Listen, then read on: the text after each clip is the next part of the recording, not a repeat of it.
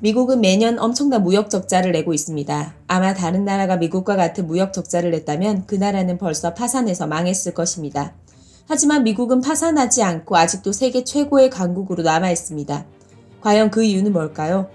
그 이유는 바로 금융시장에 미국의 무역 적자로 인해 소비된 달러가 다시 미국으로 자연스럽게 돌아오는 시스템이 만들어졌기 때문입니다. 예를 들어 어느 국가의 기업이 미국의 상품을 수출하여 달러를 받게 되면 그 기업은 벌어들인 달러를 자국에서 소비하기 위해 자국 내 화폐로 환전해야 합니다.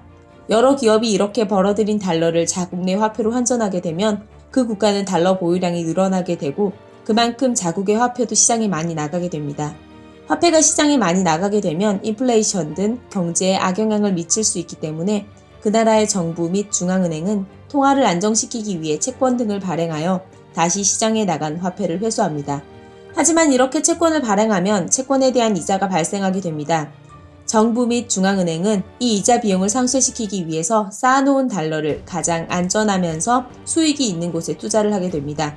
보통 가장 신뢰성이 높으면서 황금성이 좋은 미국 재무부 채권에 투자를 하게 됨으로써 잉여 달러가 다시 미국으로 들어오게 되는 것입니다.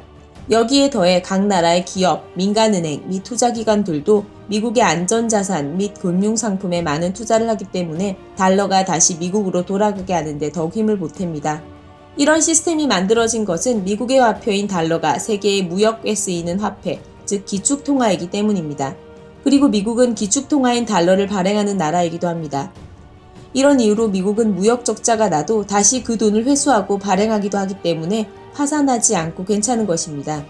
물론 이 회수된 돈은 어찌 보면 투자를 빙자한 빚이지만 미국의 화폐 달러가 기축통화인 이상 새로운 금융상품을 만들어 기존의 빚을 메울 수 있기 때문에 미국의 입장에서는 크게 빚이라고 생각하지 않을 것입니다.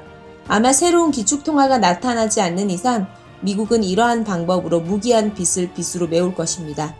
이렇게 무역 적자를 내도 괜찮은 미국은 이런 적자들을 미국의 패권을 지키기 위한 힘으로 사용합니다.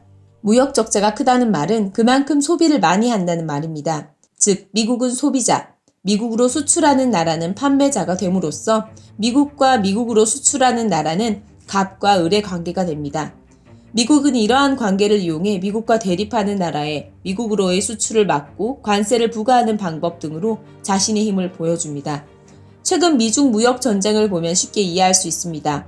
비록 중국도 미국의 제품에 관세를 매겼지만 중국이 미국의 물품을 수입하는 양보다 수출하는 양이 훨씬 많기 때문에 중국의 피해가 훨씬 컸습니다. 미국의 화폐 달러가 기축통화인 이상 미국은 계속해서 적자를 내도 괜찮은 특권을 가질 것이고 계속해서 세계의 갑으로 군림하게 될 것입니다. 시청해주셔서 감사합니다.